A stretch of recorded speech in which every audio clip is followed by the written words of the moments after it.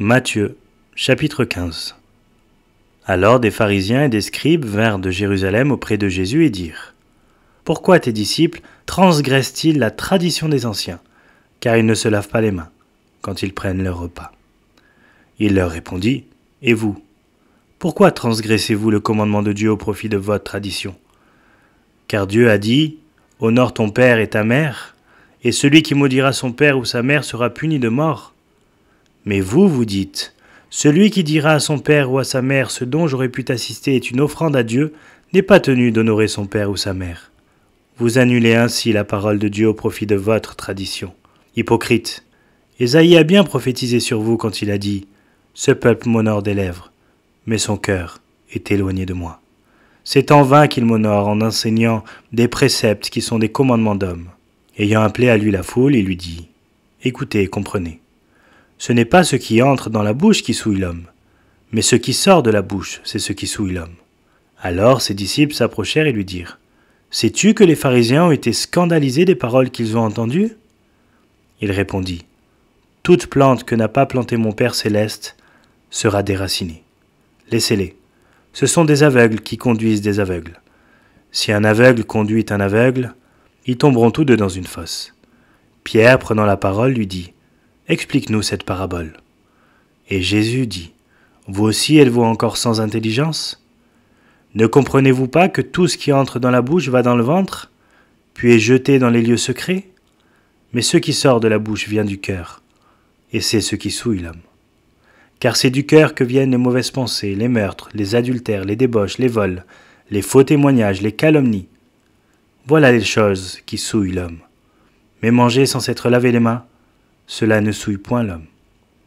Jésus étant parti de là se retira dans le territoire de Tyr et de Sidon, et voici une femme cananéenne qui venait de ces contrées lui cria : Aie pitié de moi, Seigneur, fils de David, ma fille est cruellement tourmentée par le démon. Il ne lui répondit pas un mot, et ses disciples s'approchèrent et lui dirent avec instance : Renvoie-la, car elle crie derrière nous. Il répondit : Je n'ai été envoyé qu'aux brebis perdues de la maison d'Israël. Mais elle vint se prosterner devant lui, disant : Seigneur, secours-moi. Il répondit : Il n'est pas bien de prendre le pain des enfants et de le jeter aux petits chiens. Oui, Seigneur, dit-elle, mais les petits chiens mangent les miettes qui tombent de la table de leur maître. Alors Jésus lui dit : Femme, ta foi est grande, qu'il te soit fait comme tu veux. Et à l'heure même, sa fille fut guérie. Jésus quitta ces lieux et vint près de la mer de Galilée. Étant monté sur la montagne, il s'y assit. Alors s'approcha de lui une grande foule, ayant avec elle des boiteux, des aveugles, des muets, des estropiés, et beaucoup d'autres malades.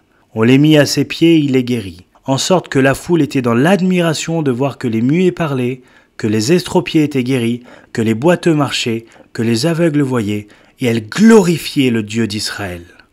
Jésus, ayant appelé ses disciples, dit : Je suis ému de compassion pour cette foule, car voilà 3 jours qu'ils sont près de moi, et ils n'ont rien à manger.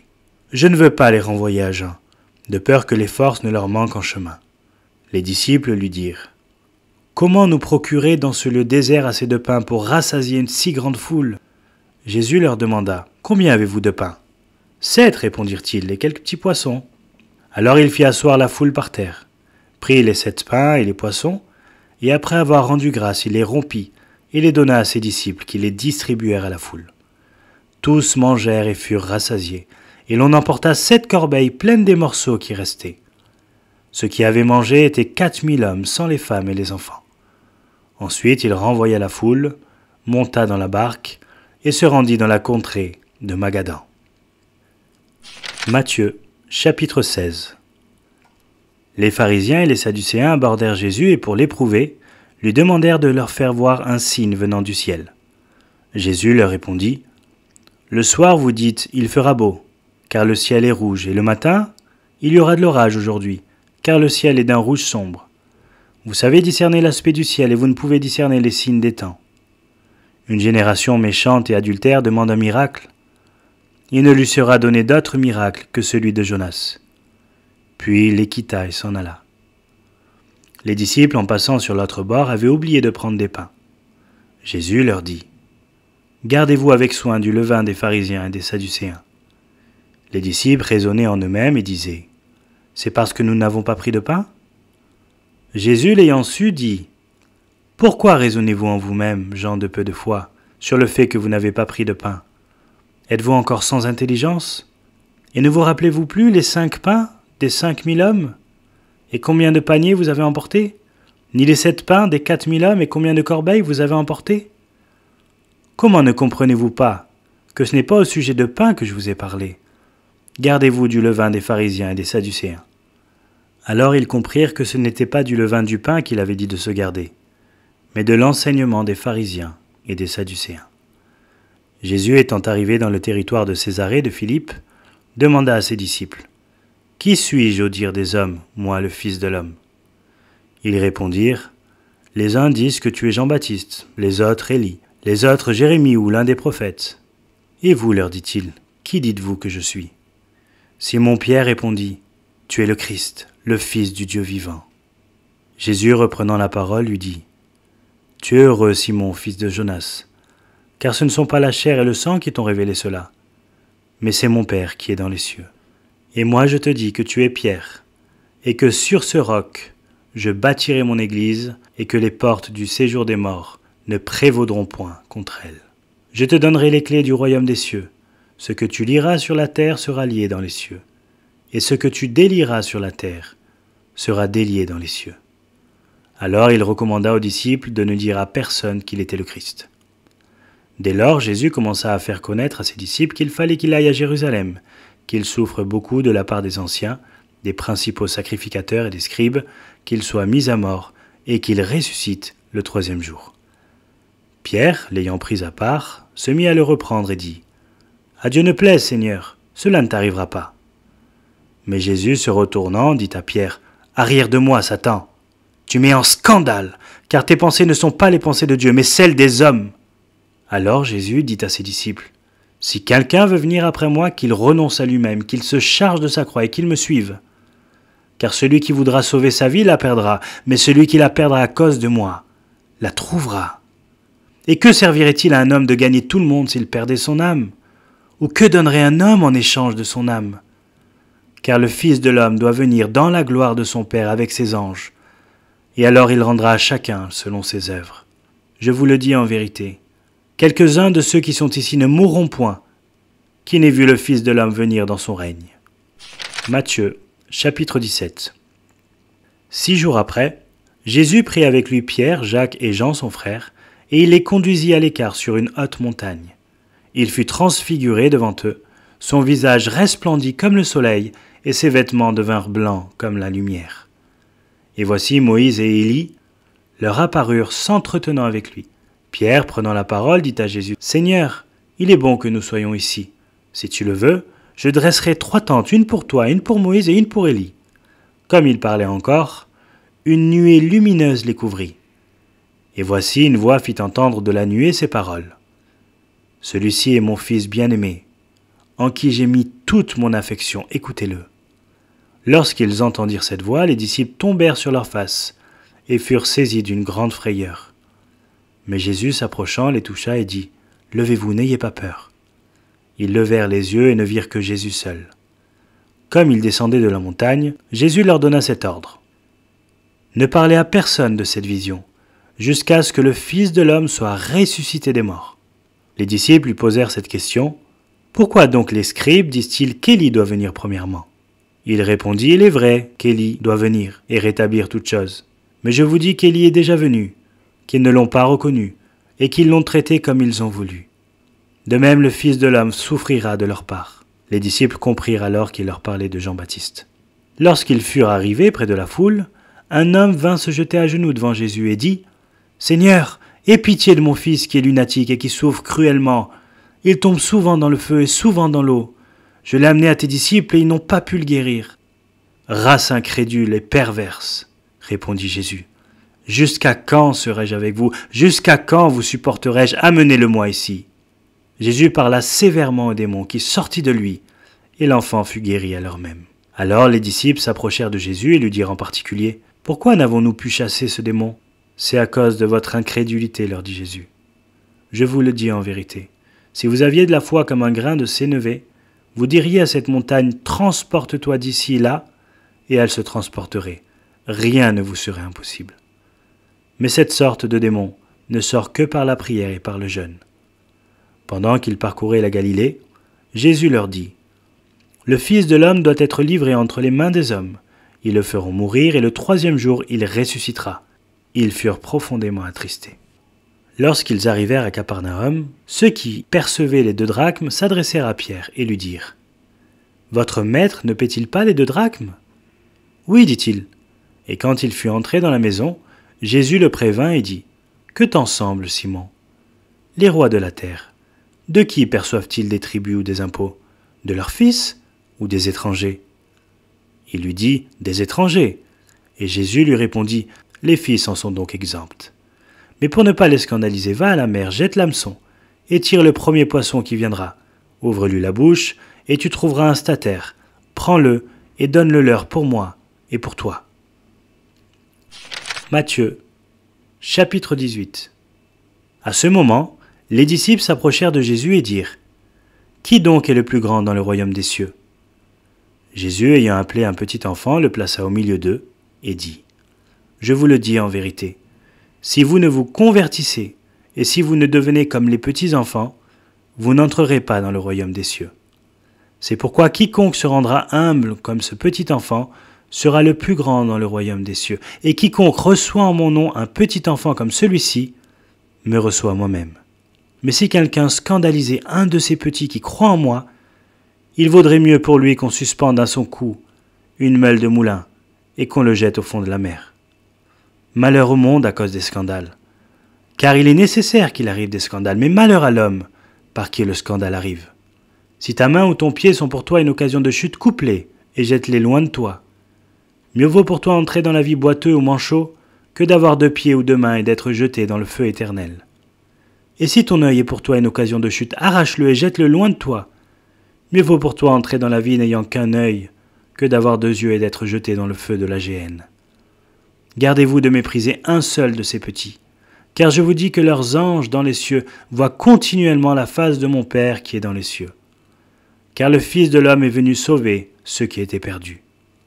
Que vous en semble ? Si un homme a 100 brebis, et que l'une d'elles s'égare, ne laisse-t-il pas les 99 autres sur les montagnes, pour aller chercher celle qui s'est égarée ?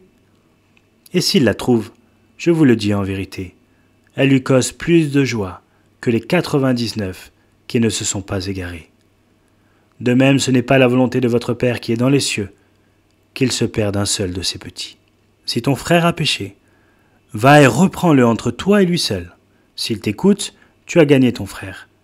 Mais s'il ne t'écoute pas, prends avec toi 1 ou 2 personnes afin que toute l'affaire se règle sur la déclaration de 2 ou de 3 témoins. S'il refuse de les écouter, dis-le à l'Église. Et s'il refuse aussi d'écouter l'Église, qu'il soit pour toi comme un païen et un publicain. Je vous le dis en vérité, tout ce que vous lirez sur la terre sera lié dans le ciel, et tout ce que vous délierez sur la terre sera délié dans le ciel. Je vous dis encore que si 2 d'entre vous s'accordent sur la terre pour demander une chose quelconque, elle leur sera accordée par mon Père qui est dans les cieux. Car là où 2 ou 3 sont assemblés en mon nom, je suis au milieu d'eux. Alors Pierre s'approcha de lui et dit : « Seigneur, combien de fois pardonnerai-je à mon frère lorsqu'il péchera contre moi ? Sera-ce jusqu'à 7 fois ? » Jésus lui dit : « Je ne te dis pas jusqu'à 7 fois, mais jusqu'à 70 fois 7 fois. C'est pourquoi le royaume des cieux est semblable à un roi qui voulut faire rendre compte à ses serviteurs. Quand il se mit à compter, on lui en amena un qui devait 10 000 talents. Comme il n'avait pas de quoi payer, son maître ordonna qu'il soit vendu, lui, sa femme, ses enfants et tout ce qu'il avait, et que la dette soit acquittée. Le serviteur, se jetant à terre, se prosterna devant lui et dit : « Seigneur, aie patience envers moi, et je te paierai tout. » Ému de compassion, le maître de ce serviteur le laissa aller, et lui remit la dette. Après qu'il fut sorti, ce serviteur rencontra un de ses compagnons qui lui devait 100 deniers.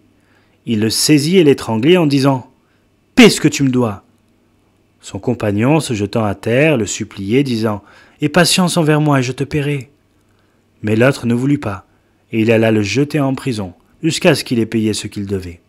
Ses compagnons, ayant vu ce qui était arrivé, furent profondément attristés, et ils allèrent raconter à leur maître tout ce qui s'était passé. Alors le maître fit appeler ce serviteur et lui dit : « Méchant serviteur, je t'avais remis en entier ta dette, parce que tu m'en avais supplié. Ne devais-tu pas aussi avoir pitié de ton compagnon, comme j'ai eu pitié de toi ?»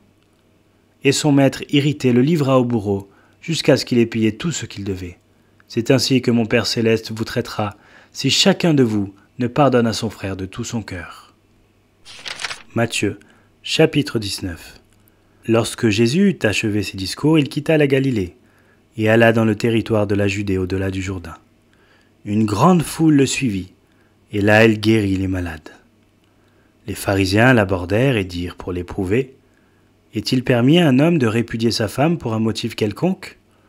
Il répondit, « N'avez-vous pas lu que le Créateur au commencement fit l'homme et la femme, et qu'il dit, « C'est pourquoi l'homme quittera son père et sa mère et s'attachera à sa femme, et les deux deviendront une seule chair. Ainsi ils ne sont plus deux, mais ils sont une seule chair.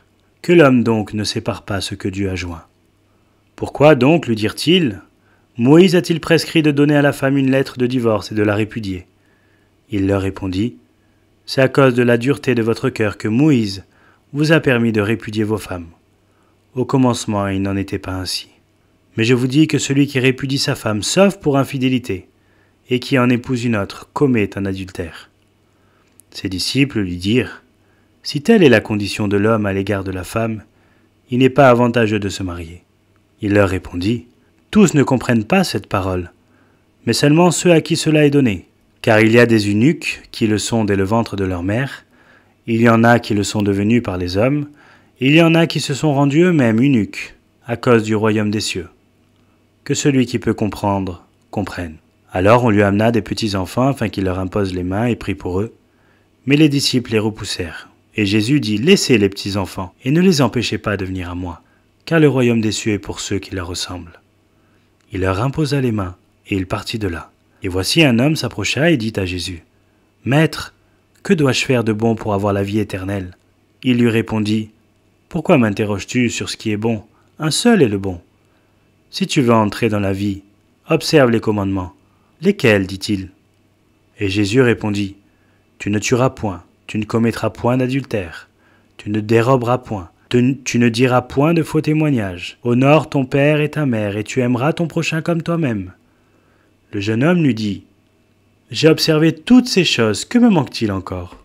Jésus lui dit, « Si tu veux être parfait, va, vends ce que tu possèdes, donne-le aux pauvres, et tu auras un trésor dans le ciel, puis viens et suis-moi. » Après avoir entendu ces paroles, le jeune homme s'en alla tout triste, car il avait de grands biens.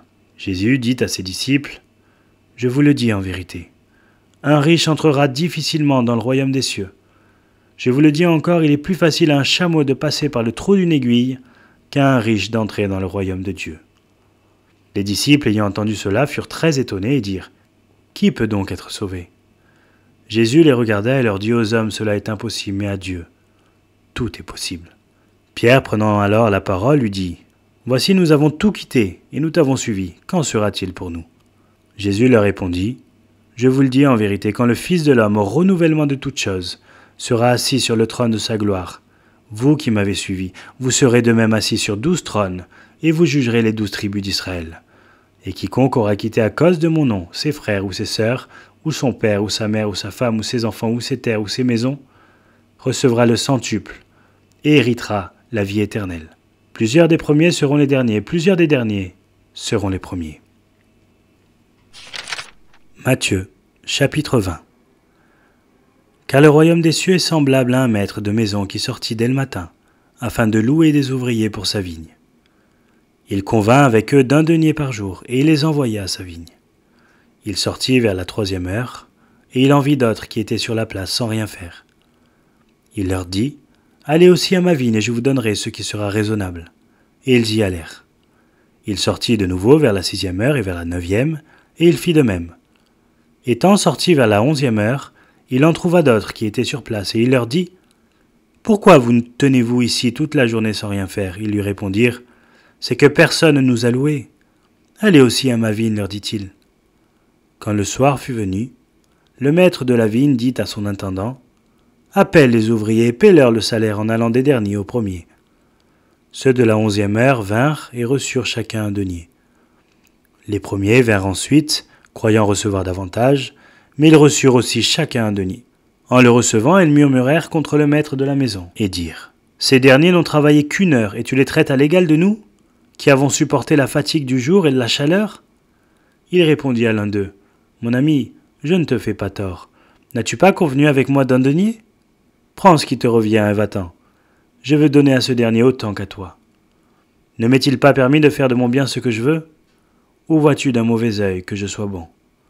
Ainsi les derniers seront les premiers, et les premiers seront les derniers. » Pendant que Jésus montait à Jérusalem, il prit à part les 12 disciples, et il leur dit en chemin, « Voici, nous montons à Jérusalem, et le Fils de l'homme sera livré aux principaux sacrificateurs et aux scribes. Ils le condamneront à mort, et ils le livreront aux païens, pour qu'ils se moquent de lui, le battant de verge, et le crucifient.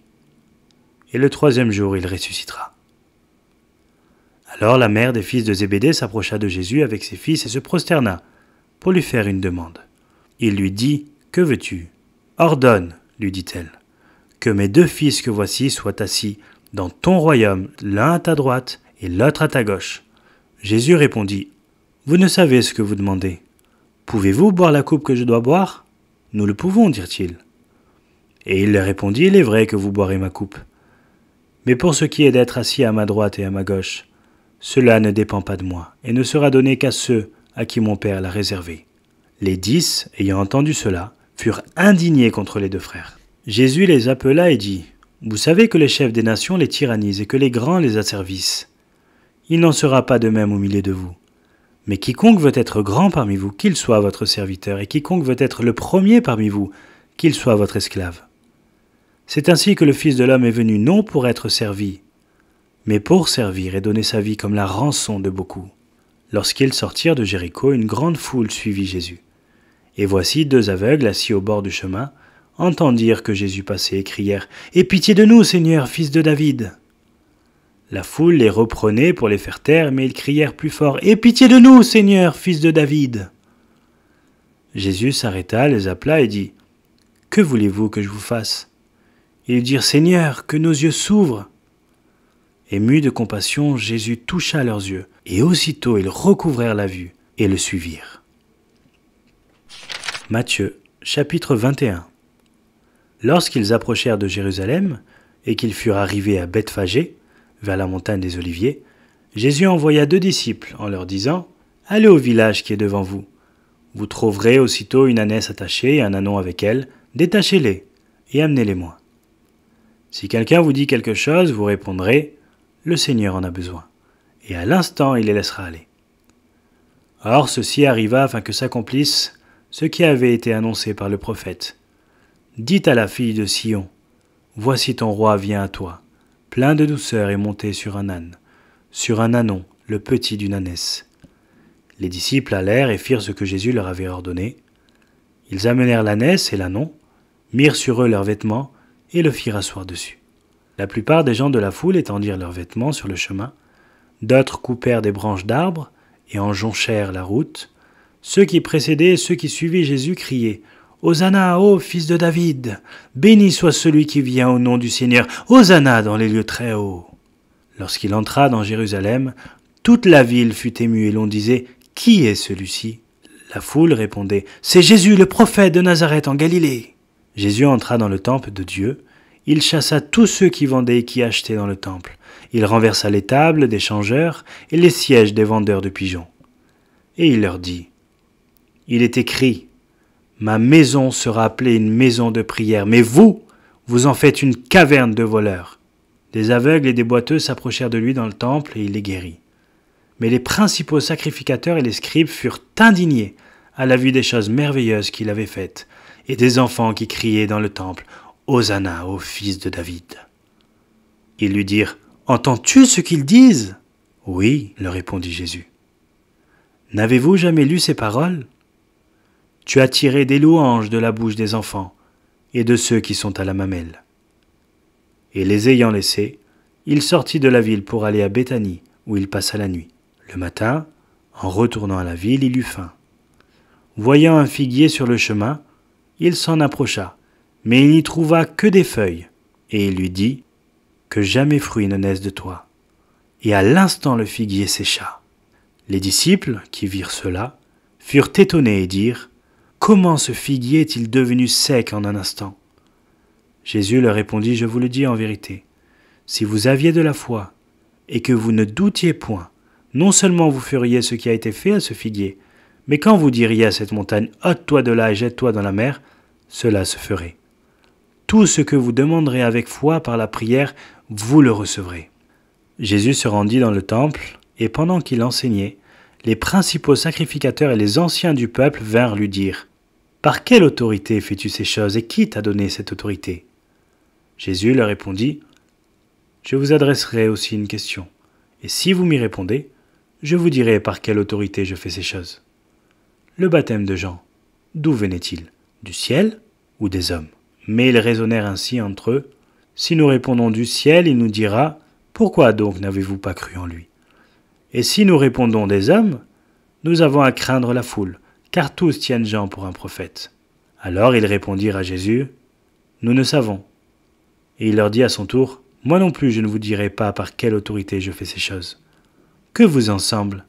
Un homme avait 2 fils, et s'adressant au premier, il dit « Mon enfant, va travailler aujourd'hui à ma vigne. » Il répondit « Je ne veux pas. » Ensuite il se repentit et il alla. S'adressant à l'autre, il dit la même chose. Et ce fils répondit « Je veux bien, Seigneur. » Et il n'alla pas. Lequel des 2 a fait la volonté du Père?